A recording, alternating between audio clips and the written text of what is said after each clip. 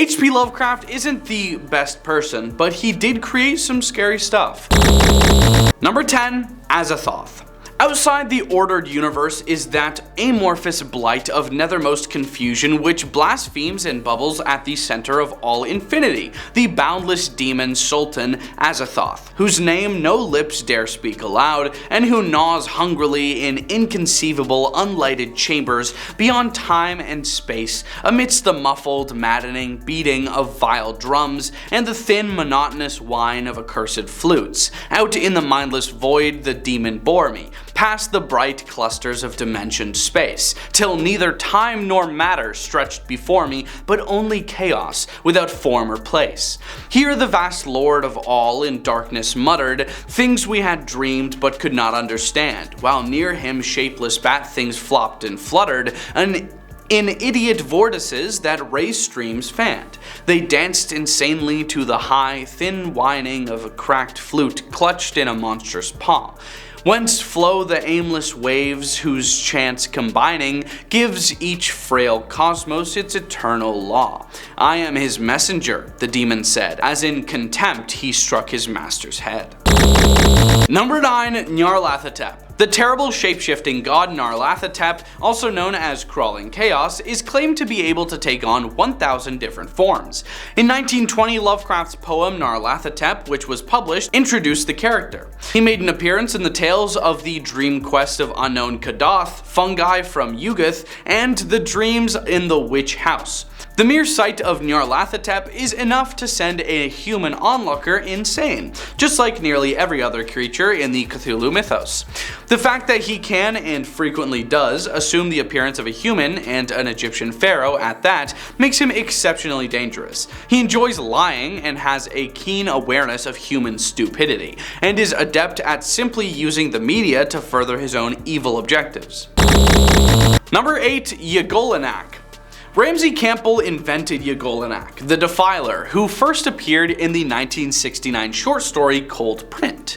Yogolanak is comparable to the Cthulhu mythos, Marquis de Sade. He is the deity of vices and evil tendencies, similar to Voldemort. Yogolanak can occasionally be called just by saying his name. He is similar to Nyarlathotep in that he can change into different forms and coexist with people, but he differs in that he is significantly more evil. He frequently presents as a chubby man with no head or neck, and his mouth is commonly in the palms of his hands. Number 7. Glaaki. According to legend, Glaaki looks like a giant slug with long metallic spines. Glaaki has eyes at the tips of lengthy tentacles that resemble telescopes on a submarine. Glaaki, according to folklore, first arrived on Earth while riding a meteor. He is incredibly dangerous since he can use his spines to inject a highly toxic fluid that will end his victims. The fluid is so potent that it has the ability to transform the victim into a slave zombie. Number 6. Dagon. One of the first stories Lovecraft published as an adult was Dagon. Lovecraft reveals his storytelling central idea in Dagon. It was the notion that many of the gods that people believed in were alien or interdimensional beings that weren't all that concerned with people. In this tale, Dagon was a fish-human hybrid that emerged from the ocean's depths. According to historical accounts, the Philistine god's name was Dagon. Then suddenly I saw it, with only a slight churning to mark its rise to the surface. The thing slid into view above the dark water. Vast, Polyphemus-like, and loathsome. It darted like a stupendous monster of nightmares to the monolith, about which it flung its gigantic scaly arms.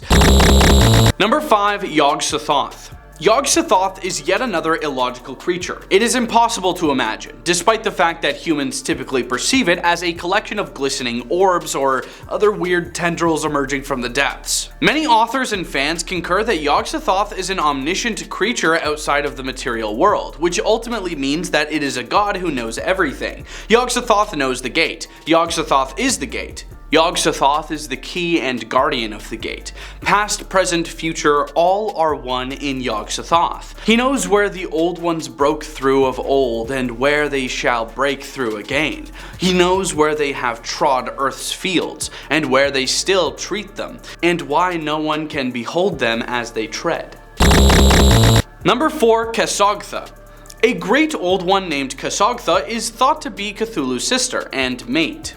Nyarlathotep and Nyarlathotep were born to her. It's characterized as being covered in rotating tendrils. According to certain traditions, Kassogtha and the Great Old One Cthulhu have a very close relationship.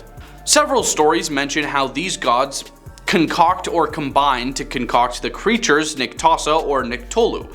Kassogtha and Cthulhu may be brother and sister, according to one reference, if such designations are appropriate for these creatures. However, the former does not seem to be connected to Zoth, the purported home planet of Cthulhu and his kin. The emergence or birth of a offspring appears to be more the result of this great old one acting as a cosmic parasite that can temporarily connect with other important creatures. Number 3. Shoggoth. Shoggoths are metamorphosed amorphous creatures. As a tool servant race, they were genetically altered by the Elder Things, but they finally rebelled against them and exterminated them. Currently, the Shoggoths can be found in remote areas all over the world. A Shoggoth resembles a large amoeba and is a delicate drop of self-molding gelatinous flesh. If it forms a spherical shape, a Shoggoth has a diameter of roughly 15 feet, though there are also smaller varieties. Although a Shoggoth is capable of transforming into any organs or shapes he feels are essential at the time, in its typical state, it tends to have an overabundance of eyeballs, mouths, and pseudopods. He was able to travel with remarkable speed when he was encountered at the South Pole. It's been compared to seeing someone standing on the rails as a train approaches. Number 2. Aletheia. Aletheia, the end of the darkness, is a deity-like being that represents or takes the form of the truth. Named for the Greek goddess of truth, it takes the form of a gigantic spiral of numerous giant hands, each with a single cycloptic eye, similar to the Hamza, and kilometric wire-like protrusions that may capture living things and replace their spinal bones in a puppet-like manner. Introduced in issue 374 of Dylan Dog, the entity is invoked by a deranged prophet using words in Nakal or Arlean language that almost coincide with those used in Cthulhu's invocation, with Arleia replaced with Zlaia. Number 1. The Hydra. The Hydra, which resides in another dimension, resembles a massive body of grey ooze. Many living heads, some human and some alien, emerge from the slime while weeping and grimacing as though they are in excruciating pain. Through a pamphlet called On the Sending Out of the Soul, the Hydra's worshippers con people into sending sacrifices to the god. A mystical formula for astral projection is found on the final page. When properly applied, the formula always functions as intended, safely delivering the person in astral form to their preferred location.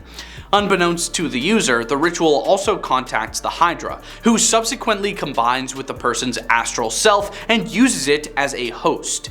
The astral traveler decapitates everyone nearby, and the victim's head is removed to form a component of the Hydra. The astral traveler is then safely returned to his or her own body, experiencing no negative side effects other than perhaps a horrible shock from the gruesome spectacle saw. Thanks for watching. Those were 10 scary creatures that can defeat Cthulhu. Leave a like and comment if you think we missed anything, and we hope you have a scary day.